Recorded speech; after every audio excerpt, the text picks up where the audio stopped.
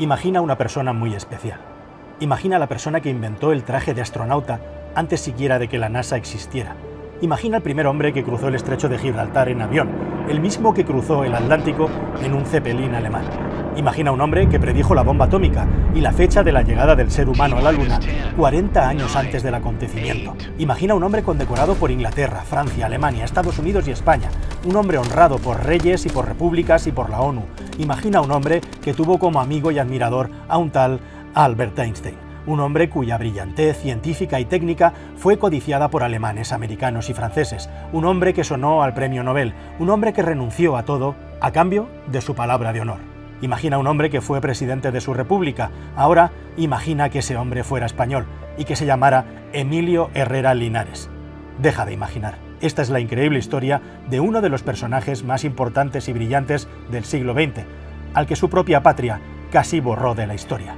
Hablemos de Emilio Herrera.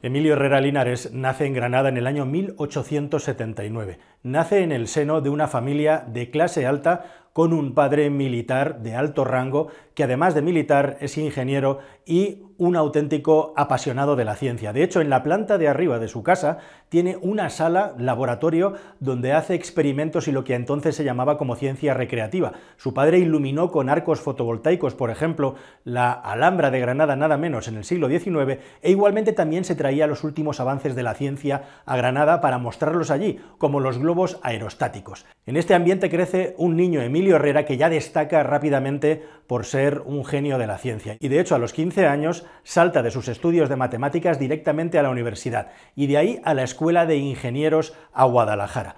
La suerte y el futuro de Emilio Herrera estaban echados y de todos los miembros de su familia que eran brillantes, él era el más brillante. Para principios de siglo, Emilio Herrera era una de las pocas personas en el mundo que era a la vez ingeniero militar, aeróstato y además piloto. De hecho, fue uno de los 5 primeros pilotos que hubo en España oficialmente, siempre militares. Conoció a los hermanos Wright y en ese momento ya era una autoridad mundial, de tal manera que a continuación lo que venía era simple y llanamente aprovechar sus conocimientos que había aprendido durante esos años para aplicarlos en la guerra de África. Primero con globos y luego con aviones. Emilio Herrera fue la primera persona de la humanidad que cruzó el estrecho de Gibraltar con un avión. Y no se conformó con eso. Además, sobrevoló Gibraltar, provocando el enfado y el rechazo de los británicos, que presentaron una queja oficial. Este espacio reproduce un asentamiento español en las distintas campañas o guerras de Marruecos, aquí en el aeródromo de Cuatro Vientos, en este Museo del Aire, donde se puede ver nuestra historia. Aquí fue donde Emilio Herrera pasó de ser un científico y un técnico de la aviación a un militar en acción, aprovechando sus conocimientos de aeronavegación. Y fue precisamente las hazañas en globo que había hecho antes y las campañas de Marruecos lo que provocaron que empezara a recibir toda clase de honores. La Legión de Honor en Francia, premios de aeroclubs en Alemania y, lo que es más importante y un factor determinante de su historia, recibió el título de gentilhombre del rey Alfonso XIII. Eso forjó una amistad entre los dos y Emilio Herrera se convirtió en una gran personalidad, apegada incluso a la Casa Real Española, algo que, como digo, sería crucial en los acontecimientos que estaban por venir en el futuro. Para que seas capaz de captar una parte de la dimensión del personaje, hay una anécdota deliciosa. Cuando termina la primera promoción de ingenieros aeronáuticos de España, 2 de los alumnos de esa promoción, ambos ingenieros de caminos, canales y puertos, piden a las autoridades que se dé el título de ingeniero aeronáutico a su mentor, al profesor que lo ha hecho posible, puesto que hasta ese momento no existían esos estudios en España y el que los ejerció, el que dio todas las lecciones, no lo tenía. Esos 2 alumnos eran Leonardo Torres Quevedo y Juan de la Cierva, nada menos. Estoy en el Museo del Aire, en Cuatro Vientos, en Madrid. Este es el lugar donde ha transcurrido buena parte de la historia aeronáutica de nuestro país y también es un lugar muy importante para un personaje como Emilio Herrera. Es aquí donde Herrera monta, crea, desarrolla la primera escuela de ingenieros aeronáuticos que habría en nuestro país. E igualmente también, y no menos importante, es aquí donde Herrera construye el túnel del viento español, el primero. Un túnel del viento muy especial, que tiene varias innovaciones técnicas, entre ellas un sistema de recirculación del aire cerrado que no existía en Europa en ese momento y que permite a la industria española avanzar hasta convertirse en una de las top 10 mundiales en ese momento.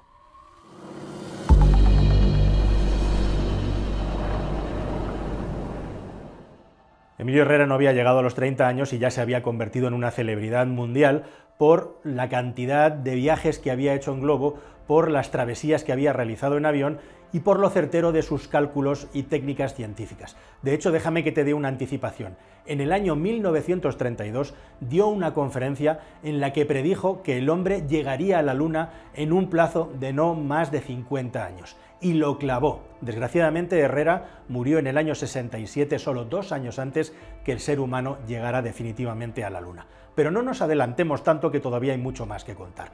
En los años 20, Herrera ha colmado muchas de las ambiciones y, como digo, es además un personaje reconocido ya internacionalmente. Pero él quiere llegar más lejos, y para llegar más lejos necesita mejores equipos, necesita mejores tecnologías. Y comienza a reunir materiales y a crear laboratorios una vez que la Escuela de Ingenieros Aeronáuticos y su túnel del viento están construidos. Herrera quiere más. El siguiente paso es directamente aumentar la velocidad de los vuelos y del transporte de mercancías y pasajeros. Y para eso el interés del barón Zeppelin en Alemania es absoluto, e igualmente también con sus discípulos, con De la Cierva, crean la primera compañía española de Zeppelines, que tiene como objeto volar desde Sevilla a la entonces próspera Buenos Aires para crear una línea regular de vuelos que igualmente también pasara por Barcelona. El nivel de prestigio de Herrera era tal que la propia compañía de Zeppelin le invitó a ser comandante del primer vuelo de estos gigantes, de estos monstruos del aire que sobrevolaron durante un tiempo la península ibérica, camino de las Américas, precisamente. El primer vuelo transoceánico cruzando el Atlántico tiene a Herrera como segundo comandante de a bordo y es recibido en Nueva York como una celebridad, puesto que acaban de conseguir una auténtica proeza. Con esta nueva tecnología aérea se reducía drásticamente el tiempo de viaje para cruzar el Atlántico, de un tiempo de entre 8 y 12 días en barco a nada más 3 días en estos gigantescos Zeppelines, que durante un tiempo parecía que dominarían la navegación aérea. Sin embargo, el pavoroso accidente del Hindenburg con su incendio ya famoso, e igualmente las grandes guerras, finiquitaron el sueño de una humanidad sobrevolada por grandes Zeppelines. Pero si hay un sueño que verdaderamente tuvo Herrera, era conocer y explorar la estratosfera, la última gran frontera que separa la humanidad, que separa la Tierra del espacio.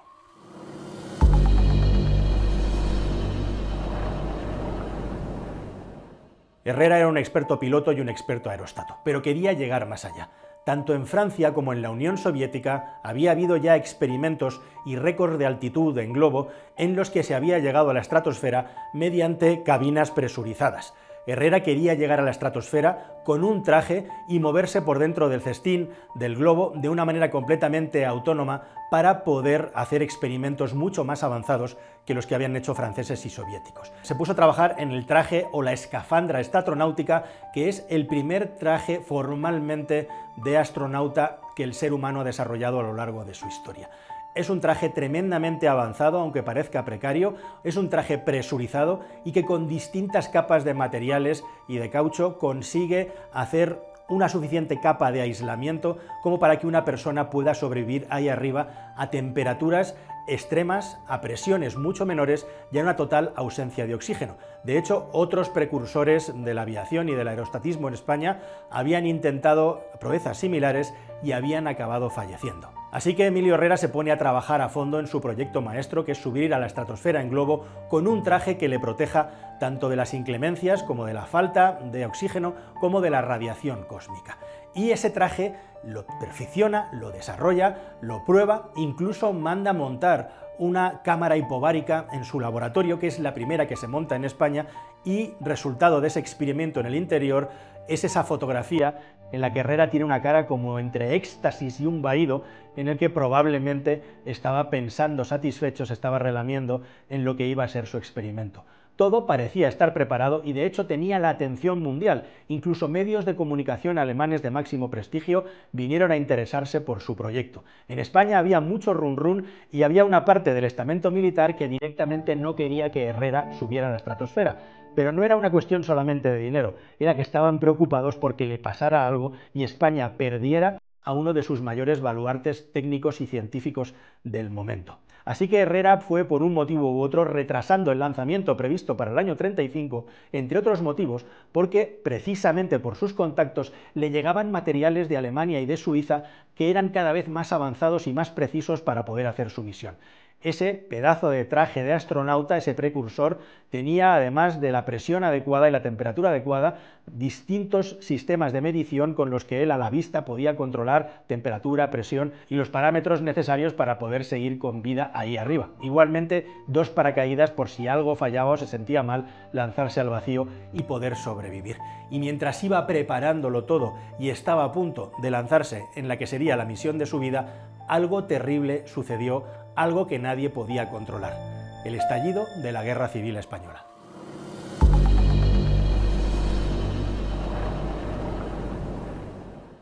El estallido de la Guerra Civil pilla a Herrera dando un curso de verano con otras grandes personalidades científicas en la ciudad de Santander, que acaba siendo territorio leal a la República. Y aquí está el pasaje más importante que marca la historia y la vida de Emilio Herrera. Emilio Herrera, me he encargado de subrayarlo, era una persona de corte y familia conservadora, católica y monárquica, amigo personal del rey Alfonso XIII, un Alfonso XIII que tuvo que marcharse de España cuando finalmente en las elecciones municipales acabaron encendiendo la mecha de la transición hacia la República. Todo esto sucede 5 años antes de la Guerra Civil. En 1931 se instaura en España la República y el rey Alfonso XIII se exilia a París.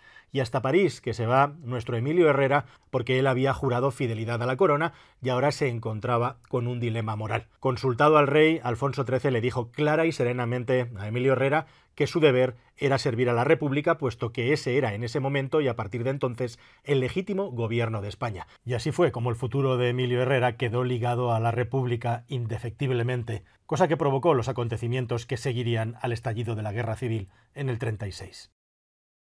Y así fue como Emilio Herrera acabó, por su empeño de la palabra frente al rey, sirviendo a la República y no a los sublevados y no a los levantados encabezados por Francisco Franco. Y esto provocó que desgraciadamente Herrera primero pasara un tiempo en Sudamérica, pero que finalmente acabara teniendo su base, su residencia en Francia, exiliado, una vez que el bando franquista se impuso e impuso su régimen en España. No sin antes haber tenido que tomar más tragos amargos, puesto que uno de sus 2 hijos, al que él personalmente había enseñado a ser piloto, falleció en Belchite, en la batalla de Belchite, pilotando un avión de fabricación soviética, perdió a su hijo, jamás se pudo recuperar su cuerpo y jamás pudo dar sepultura. Así que ese Herrera, deprimido y entristecido, siendo leal a la República en París, tiene todavía mucha vida por delante, aunque para cuando él quiso subir a la estratosfera tienes que tener en cuenta que ya estaba en los 50 años de edad.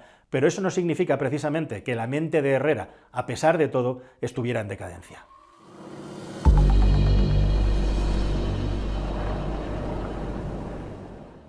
Con el estallido de la Guerra Civil, el traje estratonáutico directamente se pierde. E igualmente también el globo que iba a llevar a más de 26.000 metros de altitud a Emilio Herrera se recicla para usar su tejido como material para fabricar ropa y materiales militares. El sueño de Herrera se diluye en medio de la guerra. Herrera vive en París, estalla la Segunda Guerra Mundial y con la Segunda Guerra Mundial la invasión de los nacionalsocialistas y el régimen de Vichy, Francia controlada por el régimen nazi. ¿Qué es lo que ocurre en esta situación? Herrera, mientras tanto, sobrevivió escribiendo artículos técnicos y científicos sobre la investigación espacial, sobre aviones. La Sociedad de Naciones y la NACA, que son los antecedentes a la ONU, a la Organización de las Naciones Unidas, e igualmente también a la NASA, colaboraban con Herrera y se interesaban por sus trabajos y le aportaban también una parte económicamente para que pudiera sobrevivir en un modesto apartamento en una 5ª planta en París, por supuesto, sin ascensor. En esa época, Herrera comenzó a realizar también distintas patentes con calculadores de vuelo que le permitieron llevar una vida muy modesta, pero bastante digna, igualmente, además de que recibía la visita de personalidades de todo el mundo. Pero eso fue después de que terminara la Segunda Guerra Mundial y la cosa se normalizara. Antes pasó algo impresionante. El régimen nacionalsocialista y la Gestapo un día hicieron una visita sorpresa a Emilio Herrera. Y no era por cualquier cosa. Emilio Herrera había escrito un artículo en el que explicaba cómo podían utilizarse el uranio para fabricar bombas atómicas e igualmente también que una bomba de este tipo podría acabar con la Segunda Guerra Mundial y con el curso. Los miembros de la Gestapo le explicaron o le preguntaron de dónde había sacado esa información y por qué lo estaba contando, y Herrera le dijo que simplemente había salido de su cabeza. Bueno, le censuraron el artículo no apareció y eso, según Herrera, le dio por conocer, por saber y confirmar que la otra parte, el bando nacional socialista, estaba igualmente desarrollando una bomba atómica. 20-25 días después de finalmente aparecer el artículo de Herrera, una vez que vencieron los aliados, Estados Unidos bombardeaba Hiroshima y Nagasaki y la Segunda Guerra Mundial se terminaba. Herrera había avisado de las consecuencias devastadoras de la bomba atómica, al igual que lo hizo Albert Einstein. De hecho, esto hizo que fraguaran una amistad que se fue manteniendo con los años después de haber coincidido con la visita de Einstein a España. Y una vez terminada la Segunda Guerra Mundial, que también tocó sufrir y padecer a Emilio Herrera, empezaron a sonar los cantos de sirena. Francia, que se había quedado con una parte minúscula del botín de todas las tecnologías que habían dejado los alemanes, tenía el plan de ser el líder mundial en la carrera aeroespacial. Y para eso tenían la tecnología de los cohetes V2 alemanes, que fue Herrera quien propuso a los franceses que se podrían reutilizar para hacer viajes al espacio. Sin embargo, no llegaron a ningún acuerdo porque Herrera les pidió que los astronautas fueran, al menos uno de ellos, españoles, algo a lo que los franceses se negaron. E igualmente también Herrera, un tiempo después, comenzó a recibir la visita de periodistas estadounidenses. Estos periodistas, según Herrera, eran muy raros y sospechosos, porque no paraban de hacerle preguntas sobre matemáticas. Realmente eran agentes encubiertos de la NASA que estaban intentando saber cuáles eran los conocimientos de Herrera para ver si les interesaba que se fuera a trabajar allá, a los Estados Unidos de América. Vaya que sí tenía capacidad.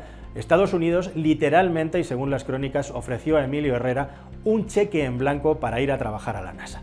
Y aquí es donde viene uno de los pasajes, una de las anécdotas apócrifas, pero se supone que Herrera les contestó que él se iría encantado a trabajar allí, sí, con la condición de que una vez llegados a la Luna, que era para la misión para la que le iban a contratar, la bandera española estuviera al lado de la estadounidense allá arriba en el espacio, cosa a la que los americanos, por supuesto, se negaron igualmente. Pero sin embargo, la NASA tuvo un reconocimiento especial sobre Emilio Herrera, tuvo un reconocimiento y un cariño especial materializado en el gesto que tuvo nada menos que Neil Armstrong cuando volvió de las misiones Apolo, cuando volvió exitosamente de plantar la primera huella de la humanidad en la Luna.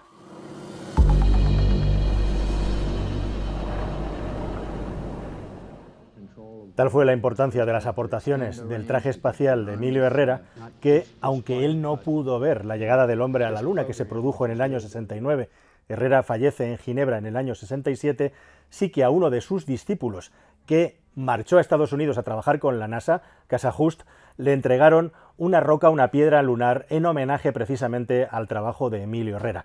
Esa piedra lunar se guardó aquí en este museo, en el Museo del Aire de Cuatro Vientos, y desgraciadamente en el año 2004 algún desalmado la robó, desapareció y no sabemos dónde está. A España se le regalaron 3 muestras de rocas lunares, una se la quedó Franco, otra Carrero Blanco y otra el homenaje a Emilio Herrera, que desapareció justamente en este entorno. La de Franco igualmente desapareció y la de Carrero Blanco finalmente fue donada al Museo Naval de Madrid, a pocos kilómetros de aquí, donde vamos a ver si todavía está, para poder al menos retratar esa pieza de historia. Estoy en el Museo Naval, en Madrid, y aquí es donde está expuesta la única piedra lunar que queda encontrable, localizable en España. La tienen a buen recaudo, no se puede llegar a ella, y es minúscula, son apenas unos miligramos de polvo lunar, pero aquí está expuesto.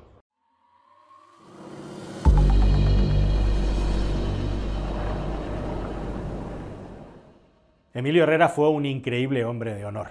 Mientras iba envejeciendo tranquilamente y el mundo se iba, por decirlo de alguna manera, consolidando después de la tormenta de las guerras y adormeciendo, siguió trabajando para la ONU e igualmente también para otros organismos oficiales. Pero abandonó estos organismos internacionales según se iba reconociendo al régimen franquista en España, puesto que él consideraba que ya no podía cobrar de alguien que había reconocido a la España franquista.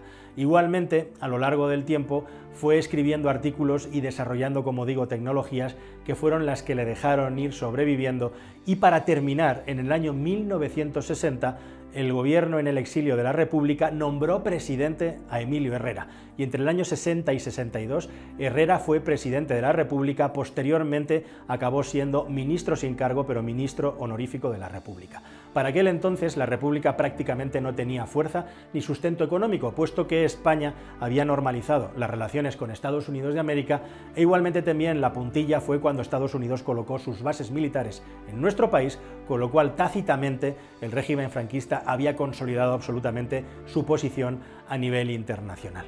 Así que en esos últimos años de su vida, Herrera sigue envejeciendo tranquila y serenamente, compartiendo todas sus vivencias, toda su vida y todo su conocimiento con su hijo, que le queda vivo, el hijo poeta Petere, e igualmente también con los nietos que le trajeron y que le visitaban regularmente, hasta que en el año 1967, solo 2 años antes de que el ser humano llegara a la Luna, Emilio Herrera Linares fallece en Ginebra, en Suiza, a la edad de los 88 años.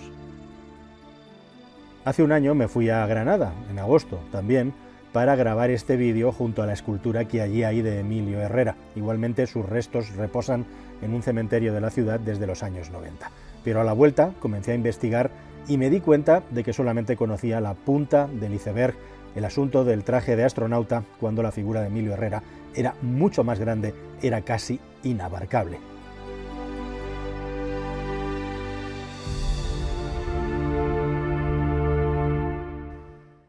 Es posible que creas que mi afirmación es exagerada. Sin embargo, casi 50 años después de la muerte de Emilio Herrera Linares, seguimos descubriendo cosas sobre el personaje apasionantes. La última, un descubrimiento de uno de los periodistas de ciencia, referencia en nuestro país, Antonio Martínez Ron, a quien le agradezco su colaboración para hacer este vídeo posible, confirmando nuestra documentación, y en una conferencia, de una manera prácticamente casual, descubrió que había en casa de unos familiares un objeto desconocido que también había desarrollado y que se había salvado. Se trata de una capa muy especial, cuya finalidad era ir por encima del traje estratonáutico para proteger al astronauta, en este caso a Emilio Herrera, de la radiación de fondo del cosmos, que fuera de nuestra atmósfera también puede destruir la salud de las personas. Esa capa es una muestra más de la importancia del alcance del personaje. Al final, historiadores, periodistas científicos, una serie por aquí, un documental por allá, un cameo en el Ministerio del Tiempo muy aplaudido por todo el mundo, la figura de Emilio Herrera poco a poco se va recuperando.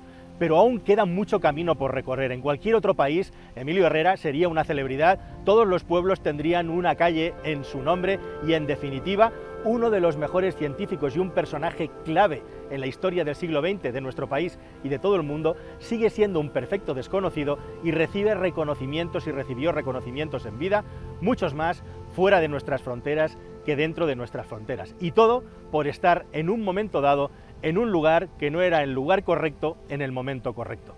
¿Aprenderemos algo en la historia en los próximos años? No podremos saber la respuesta, pero seguro que Emilio Herrera tendría una interesante opinión sobre el mundo de los drones y el uso que se está dando en estos tiempos tan convulsos, tanto para lo bueno como para lo malo.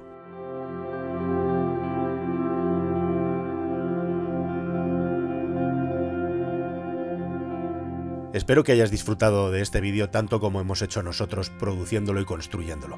Y recuerda que tienes en la descripción y el primer comentario un enlace para poder abrir tu cuenta en Freedom 24. Hasta el próximo vídeo, querida familia. Adiós.